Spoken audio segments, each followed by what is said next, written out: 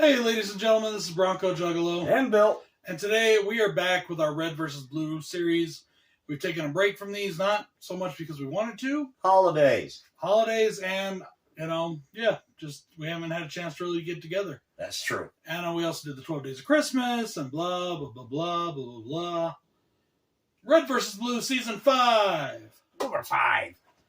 Now this is the final installment. It is the wrap-up to the first major arc in the Red vs. Blue series. This is the final installment in the Blood Gulch Chronicles, which is the first 5 seasons. And what a great first 5 seasons we've had. Hell yeah. In this season, we get to meet Griff's sister. Yes. We get introduced to Tucker's half-alien mutant baby. Yep. And a conspiracy is unmasked.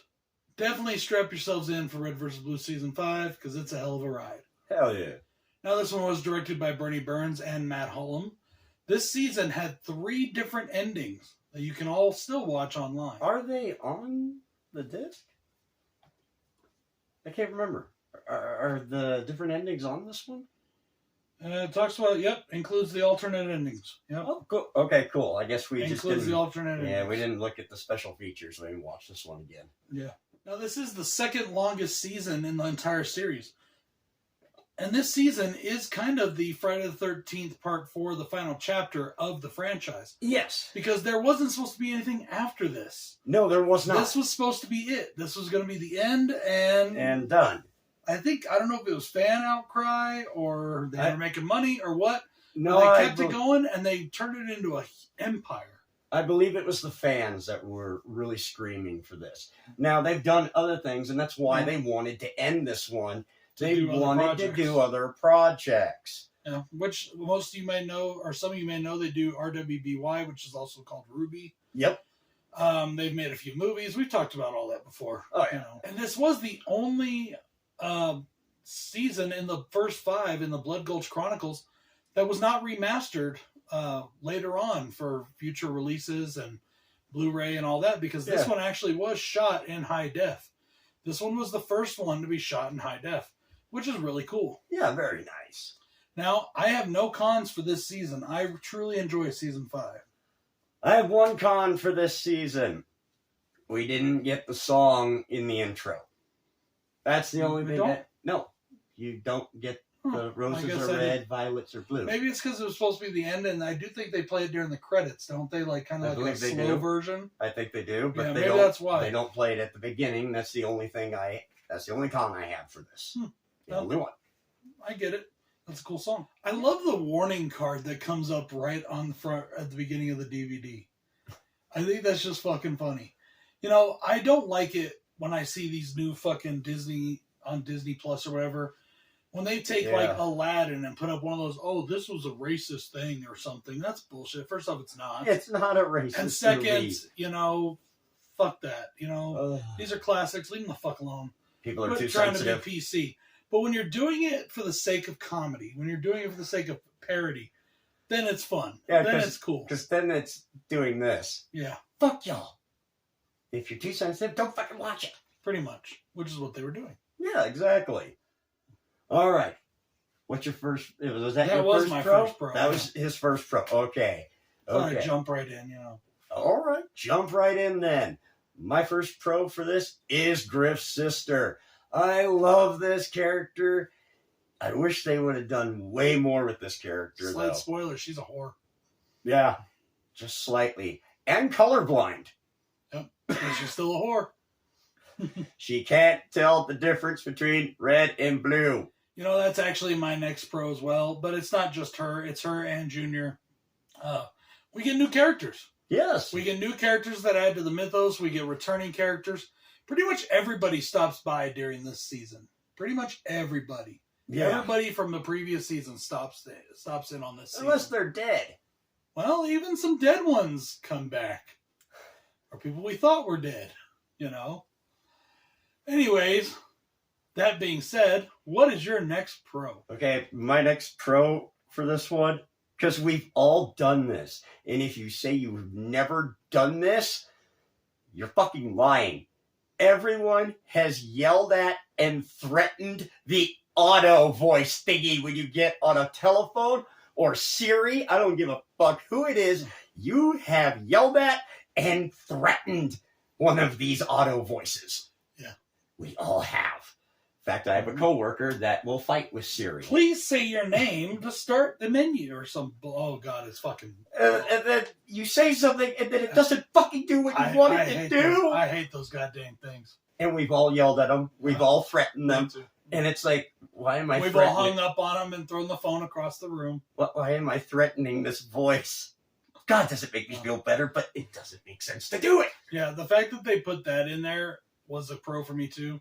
And I know a lot of people hate it, but that's like in Last Jedi at the beginning where he's making those like quote unquote telephone jokes where he's like, yeah, still holding for Hux, you know? That kind of shit to me is funny.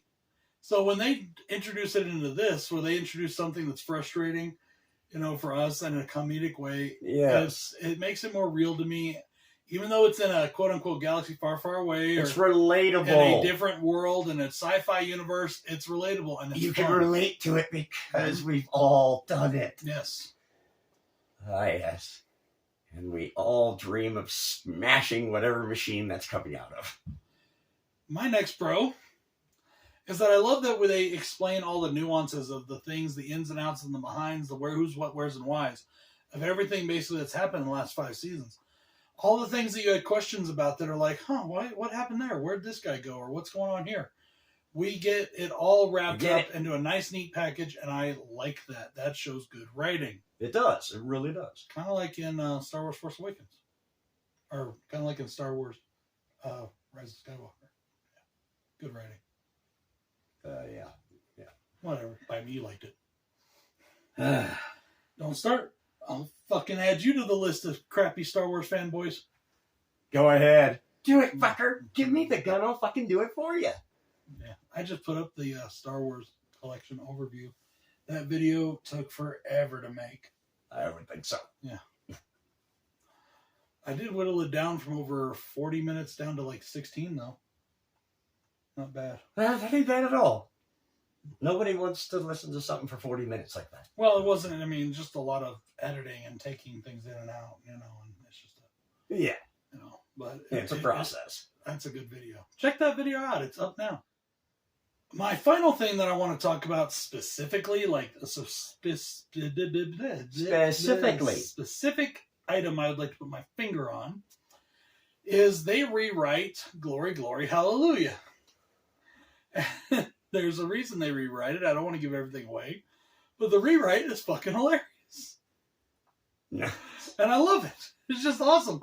It's one episode that, even though, we've all watched, you and I have watched these seasons tons of times. Yes. And of course, the older ones, we've watched more than the new ones just by sheer numbers because they were out longer. We watched them over. Yes, they've been out longer. When you watch something over and over like that, even if it's the funniest thing in the world, like Young Frankenstein to me is the funniest movie of all time. Oh, it's a great film. And the reason why it's the funniest movie of all time is after seeing it 100 times, there's still moments that make me laugh out loud. There you go. And that's what this moment is for me. And that's why this series and the show is so much fun. Because it still has the ability, after tons of watching it, to make me laugh out loud. And this moment makes me laugh out loud. The whole series is hilarious. I have all the same pros I have for this as I do for every other episode. But if we're talking about specifics that are just for this episode, or this series, the season, that's one. Okay. You can get down with that. All right. I got only really one more thing I really want to hit on, too. And that is, why the fuck, Simmons, why are you campaigning for Sarge's job at his funeral? That was awesome. What the? Come on. That was fucking hilarious. Fuck. But yeah, it was funny. I love that he's like, they're campaigning for Sarge's job. It's like, that's not what we're here for, but okay. And Sarge's funeral is not a spoiler. Nope. Guys. Because he's not dead. Okay, well, there's your spoiler. Guys, season 5, check it out. We love it. I'll try to link it if I can get it linked at the end. If not, you may have to find it on DVD or Blu-ray, or when they decide to put it back up again on the website, on the YouTube channel. I know you can go to redversusblue.com and watch them all, but I think you have to watch them like by episode. I think so. And also on Roku, you can watch like seasons 1 through 12 or something, but they're not done correctly. They're done in 30-minute intervals. Oh. So it like you're in one season and you're halfway in another season, you don't even realize, But you can still watch it. So whatever. There you go. Guys, this is Bronco Juggalo saying we will be back with season 6. Peace out. And Bill saying good night.